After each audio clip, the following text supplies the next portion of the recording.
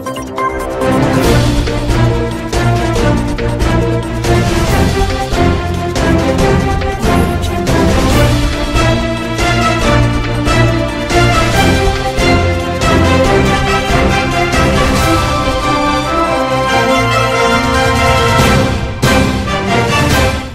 sibiri ye sungalo kalo kileta ani saba ijira bakele kemenani ani binani nduru dona ka ufo ka wala nyimando onso wantiri la kama ama bisimila telenyata ka kunafuni bulun konna na bamanankana akwa bi kunafuni bakuruba ufleni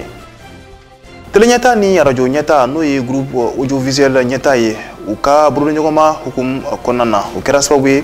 ka balo dike famille kemenani ani binani ma anda bana se colonel Assimi Goita ale ye chateau munu jo anga jamana ko nana holu nafauma anga jamana ko fe kuna fonu na kangrania la Chad jamana kan ayala ka fo ni musaka kro mabo ka don min ko ni Sudan jamana mamunu ko ni be boka na ukalfa don Chad jamana kono ko mi ko ko ni abana don uma ko fo nunka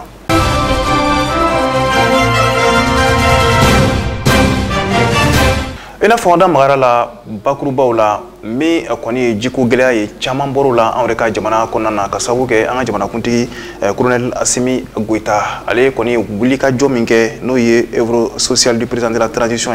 kata samba fla ani mwani kilina kana se samba fla ani mwa anani na aka wulika jo konna na kera sababu minye jishatu kemesaba kaseka ujo jamana fanwere koni nyogonche chugumina wala sa malungu reka jiko hami chama meseka bwala anga jaka korofo la menyo fe Mali jamana geleya nyene bolu la minye colonel Assimi Goita ye ale koni maddan lakanaku doron koni ma barisabu minye colonel Assimi Goita ye ale koni fere chaman sigi sengan walasa minye jamana denw ye were koni bise ka lafiya cugumina lakanaku were koni kofe barisabu ay projet chaman koni lili don no koni be talike forage ku la barisabu jiko geleya fana untun nyonyere no an were ka jamana dugu chama okonnana minye samba flani mwani kelenye kana kunche samba flani mwani nani na minye forage kemesaba ye o de koni jo jamana konna na walasa min koni ye be ani kulusuma ye koni miseka ke jamana koni dinu nyogonche jamana fan chamana barisabu jateno ya ira ka fo ko dugu chama be no ma koni bisi nyogoma jikuta fanfela la koni chateau koni chara o yoro ko forina o be kaswa we min ye ben ani kelen kaseka usinsin jamana koni dinu nyogonche ina fo kona mopti marala min koni tuyi mangaw ye o koni beke baga maralaw jege molaw ani senegal nyogonche jikuta nasrafe no kera sababu kaseka machama koni bla nyogona chuko min konna o konna na forage ko fana kɛra sababu ye ka se ka bɛn ani keleya sinsin ni maa ko fɔlen ninnu ni ɲɔgɔn cɛ barisabu ni kɛlɛ kɔni tun ye jiko ye ni forage kɔni cayara maaw tɛ se ɲɔgɔn ma bilen colonel Assimi Goita a ka nin hakilina ninnu kɔni ma dan jiko fana ma barisabu a y'i bolo manabɔ ka taa kɛnɛyako ta fanfɛlaw fana ma ni a kɔni ye an ka kɛnɛyaso caman bɛ yen nɔ ka machine kuraw san ka d'u ma ani ka yɔrɔ kuraw fana jɔ haka ja min ye jalisibagatɔw ye ka se ka na ni machine kura fana ye walasa olu yɛrɛ kɔni bɛ se ka lafiya cogo min kɔni na o kɔfɛ min fana ye balodiw ye a ye o fana fara a boloda la fo ka taa se min ye ekɔliso wɛrɛ jɔli ma o n'a ɲɔgɔnna caman an bɛ se k'a fɔ ka Mali kɔni to colonel Assimi Goita ale ka minɛn kɔni kɔnɔna na jamanadenw kɔni ye lafiya sɔrɔ fɛn caman kɔni na haka ja lakanako ta fanfɛ kɛnɛyako ta fanfɛ kana se jikow ma ani kana se Mali yɛrɛ ka den yɛrɛla ma bawo waleya caman kɛra jamana kɔnɔ an ka jamanakuntigi fɛ ka ɲɛsin nin ko ninnu ma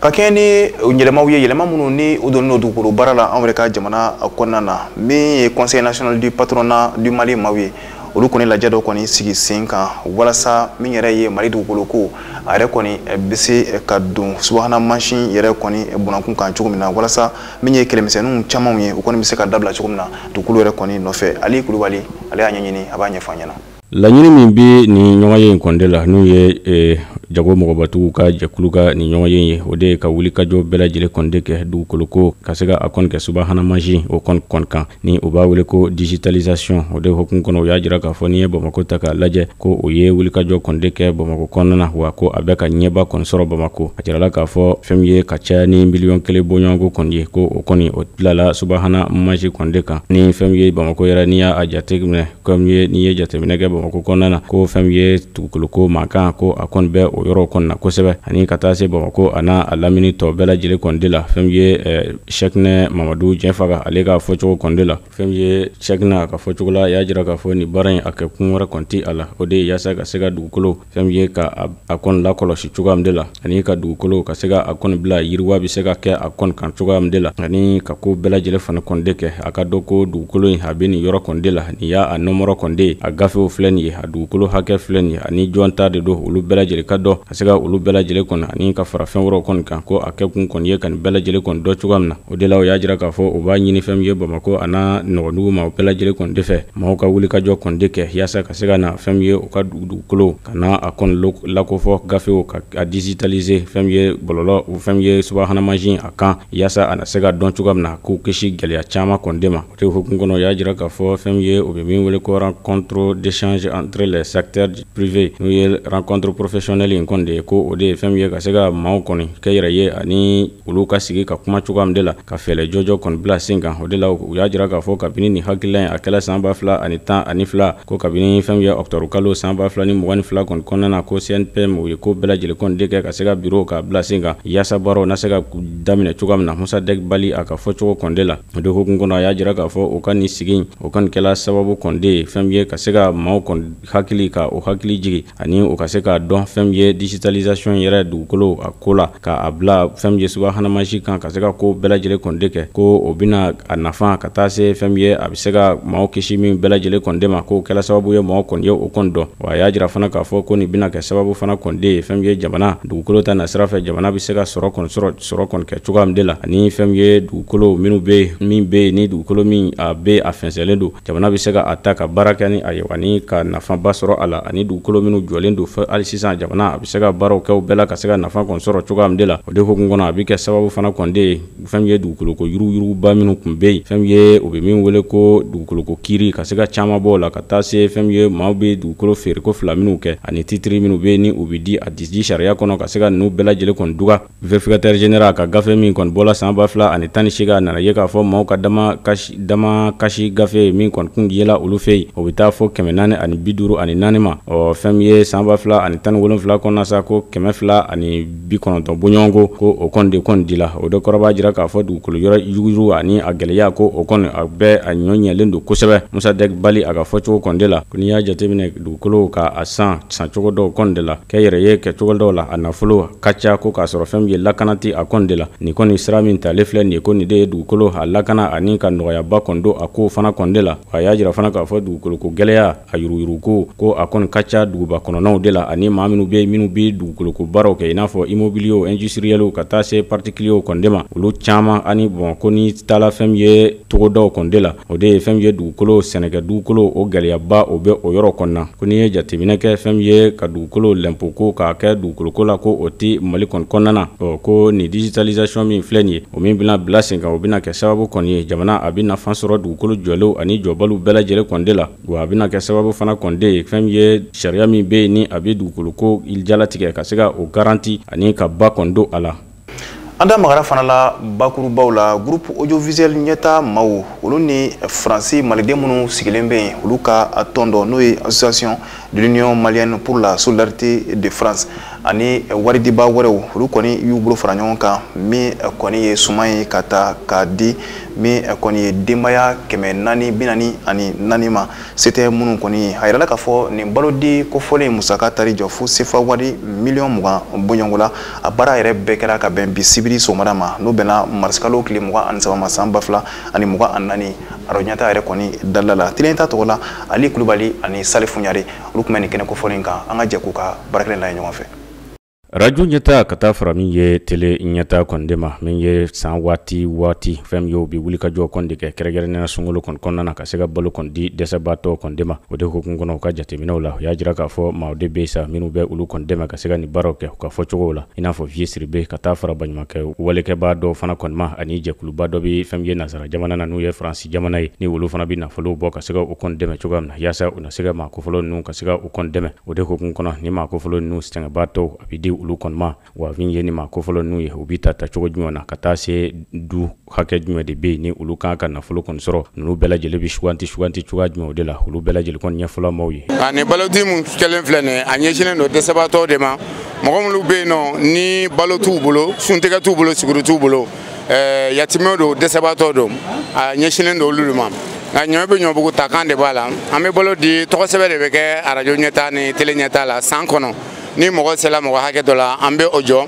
balo tɛ anw yɛrɛ bolo nka an b'a ɲini mɔgɔ wɛrɛw de fɛ n'a sɔrɔla a bɛ tila olu ni ɲɔgɔn cɛ nin y'a siɲɛ fɔlɔ ye tilali ka kɛ an ye mɔgɔ fɔlɔw de ta mɔgɔ 440 ani 44 balo bɛna di olu de ma bi mɔgɔ 444 ni an y'olu tɔgɔ ta olu welela o ye tilali kun fɔlɔ ye. Ni dɔ yɛrɛ sɔrɔla ayiwa mɔgɔ minnu y'a sɔrɔ sen na olu tɛna sɔrɔ tuguni dɔ bɛ di olu ma o kɔrɔ b'a jira k'a fɔ bɔlɔ in bɔla yɔrɔ min na a bɔla ɲumankɛla dɔw de kunna an balima dɔw bɛ olu y'a di u k'u tɔgɔ kana fɔ dɔw m'a fɔ tɔgɔ kana fɔ nka an y'olu tɔgɔ fɔ i n'a fɔ kɛrɛnkɛrɛnla an balima dɔw sigilen bɛ Faransi olu ɲɛsinnen bɛ ɲɔgɔn dɛmɛ ma n'a ɲɛmaya bɛ Nana Kulibali bolo ayiwa olu ka dɛmɛ yɛlɛ kɛnɛ kan an balima dɔw sigilen bɛ Amérique New York olu fana ka dɛmɛ yɛlɛ kɛnɛ kan n'o ye Kumba Fofana ka taa bila Ami Jakite ani tɔw olu fana ka dɛmɛ yɛlɛ kɛnɛ kan ayiwa an balima dɔ bɛ yen n'o ye Vie Sidibe ale b'an dɛmɛ san o san a bɛ yatimɛdenw dɛmɛ ale fana ka dɛmɛ yɛlɛ kɛnɛ kan an balima dɔ bɛ yen nɔ ale bɛ tɔni caman de d'a ma an balimakɛ a bɛ se ka tɔni di tɔni 30 tɔni 100 yɛrɛ kuma dɔ la a b'a di ayiwa ale fana ka dɛmɛ yɛlɛ kɛnɛ kan walasa dɛsɛbaatɔw bɛ se ka balo sɔrɔ cogo min na sunkalo in na an ɲɛ bɛ o malo de la. O kɔfɛ balo filɛ nin ye ka di maa minnu kɔnde ma u y'a jira k'a fɔ nin ye nisɔndiyaba ko ye olu bolo nin sunkalo in na waati min fana na fɛn min ye diɲɛ yɛrɛ ka gɛlɛ faso yɛrɛ gɛlɛya bɛ yen ka se ka fɛn min ye nin balo in kɔni ta ka di olu kɔni ma ko nin ye nisɔndiyaba ye olu kɔni bolo. Dɛmɛ min bɛ ka kɛ nin ye nin ye wasa dɛ an bɛ dugawu ala ka teli ɲɛta arajo ɲɛta ala ka kɛ sini kɛnɛ ye ala ka labanko ɲuman d'u ma san o san o kɛnɛ ka nin kɛ u bɛ ka nɛɛma lase jamana kɔnɔ nin u bɛ ka wele bila u bɛ ka nɛɛma min sɔrɔ ala ka nɛɛma don jamana kɔnɔ yɛrɛ bi ala ka fitinɛ bɛ jamana kɔnɔ ala k'an ta kɛ hɛrɛ hali bi u bɛ jamana yɔrɔ min na fana ala ka nɛɛma d'u ma ala ka Mali yɛrɛ fana nɛɛma. Tiɲɛ yɛrɛ la a diyara n y'a bɛnn'a ma yɛrɛ bi ala k'aw bolo mɛn ala ala ka ɲɛta ala k'a sabati ala ka barika don a la ala k'an bɛɛ jigi tugun. Sajala dɔ bi ni ni malo in sɔrɔli ka d'a kan nin waati in na ni min sɔrɔ cogo min na a bɛɛ b'a kalama jamana bɛ cogo min na donc an b'aw fo k'aw barikada ala k'a ɲɔgɔnna caya ala ka kɛ siniɲɛsigi ye a kɛ alijinɛ sara ye minnu y'a bɔ ala ka u dɛmɛ ala ka caman bila nɔ na ala k'an yɛrɛ fana bɔ a la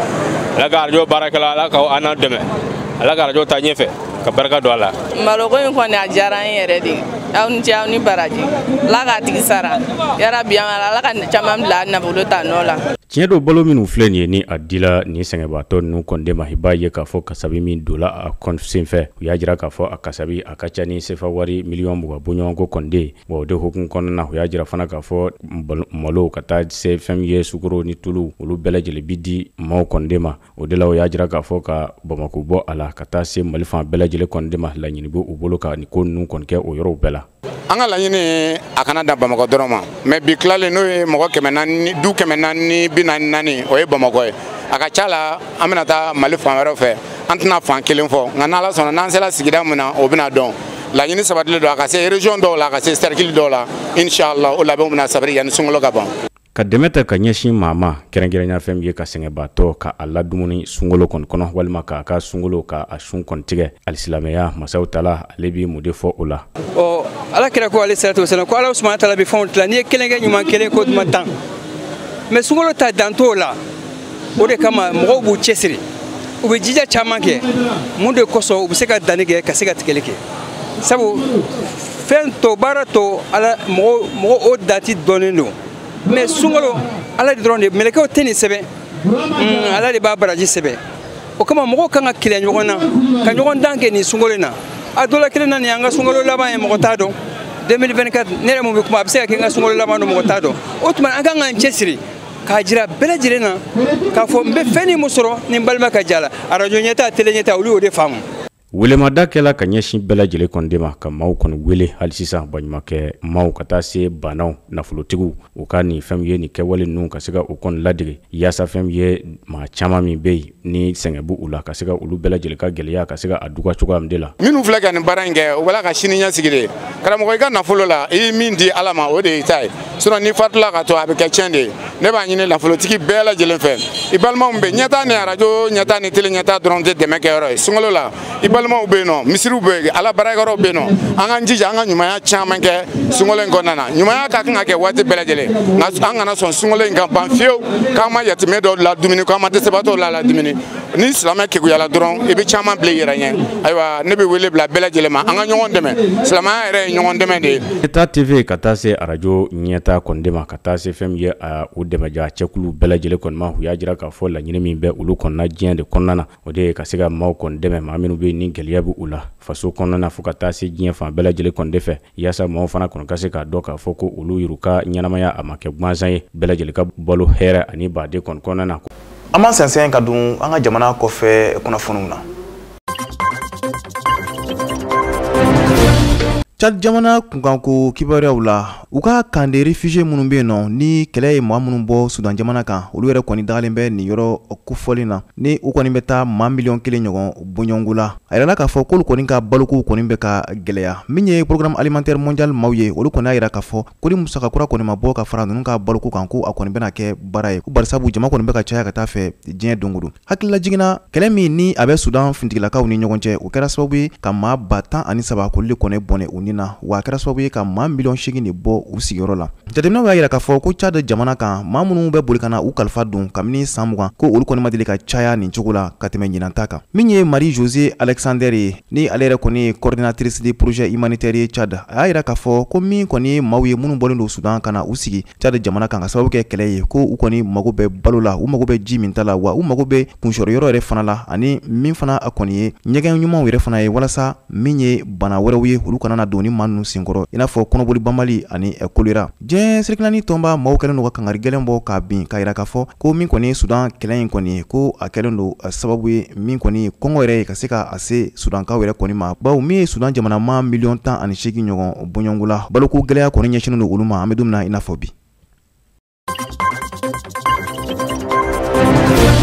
Sudan jamana kan Sudan marifatigi kulu mun bɛ yen nɔ n'u ka ma ko force de soutien rapide RSF maaw olu kɔni ma sɔn bɛnkan ma bɛnkan min tun bɛna tɛmɛ o ni gouvernement ani o ni maaw yɛrɛ kɔni ni ɲɔgɔn cɛ o bɛnkan in kun tɛ dɔwɛrɛ ye walasa kɛlɛ kɔni kɛlen don ka maa minnu kurun u sigiyɔrɔ la Darfur kɔnɔna na ka se ka tɛmɛ ka taa balo di o maaw ma cogo min kɔni na bawo yɛrɛ la k'a fɔ Darfur yɛrɛ o kɔni bɛ groupe paramilitaire maaw olu de ka mara kɔni kɔnɔna na groupe paramilitaire maaw kɔni y'a yira k'a fɔ ko min ye o ni maaw ye ko olu kɔni ma gɛrɛ u la ko u ɲininka walasa min kɔni ye balo tɛmɛko ɲuman ka se ka o yɛrɛ kɔni ɲɛnabɔ cogo min kɔni na o kɔfɛ groupe paramilitaire maaw kɔni y'a yira k'a fɔ ko gouvernement mɔgɔw de kɔni tun bɛ fɛ k'u den ka don ni marifa ye ka taa n'u ye Darfur kɔnɔna na nka Sudan gouvernement kɔni ma kuma o waleya ninnu kan waleya minnu ni tun bɛ se ka galontigiya min ye diɲɛ sirikilani tɔnba cakɛlaw ye olu kɔni y'a yira k'a fɔ ko Sudan guerre in kɔni kɛra kɛlɛ ye kɛlɛ min ni a kɔni daraja bonyana kosɛbɛ ni a yɛrɛ kɔni bɛ se ka tiɲɛniba yɛrɛ kɔni ladon Sudan jamana maaw kun hakaja diɲɛma yɛrɛ kɔni kun barisabu ko a bɛ se ka kɛ sababu ye min ye kɔngɔ yɛrɛ ye ka se ka u don Sudan yɛrɛ kɔni kɔnɔna na cogo min na hakilila jiginna kalo tɛmɛnen diɲɛ sirikilani tɔnba min ka baara ɲɛsinnen don balokow ma ni o ye programme alimentaire mondial maaw ye olu kɔni y'a yira k'a fɔ ko olu kɔni ka balo dita ma se ka tɛmɛ kɛmɛ sara la kuru 10 kan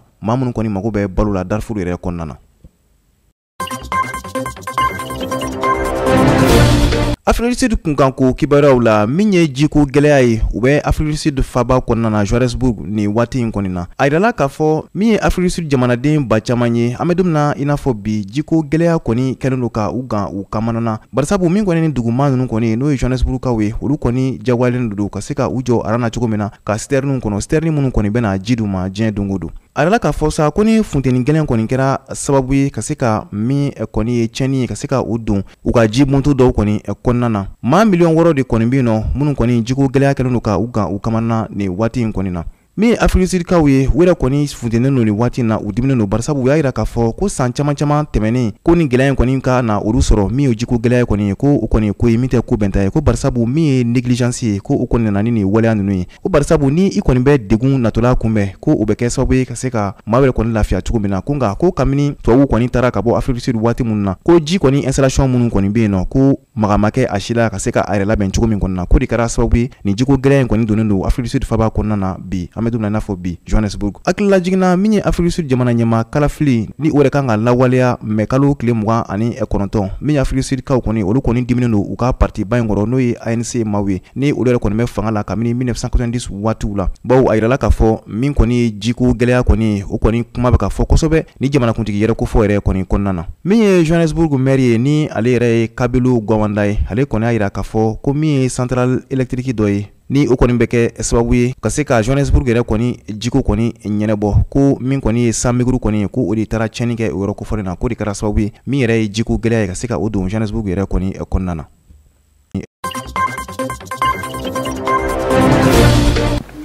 Nin bɛ dansigi aw ka bi kunnafoni warawarali kɛnɛ kan ɲɛmɔgɔso ye min fara ɲɔgɔn kan an ka se ka laseli ka wuli an ma filɛbaga mando fo sanga ani wagati Mali kɔnɔ ani Mali kɔ kan nka bi an ka foli bɛ kɛrɛnkɛrɛnnen ka taa Tɛngɛrɛlakaw ma ni olu dagalen don Segu mara la ko Tɛngɛrɛlaka bɛɛ lajɛlen ni su nin waati in na aw ka mɛn waati wɛrɛ ni Ala sɔnna ma.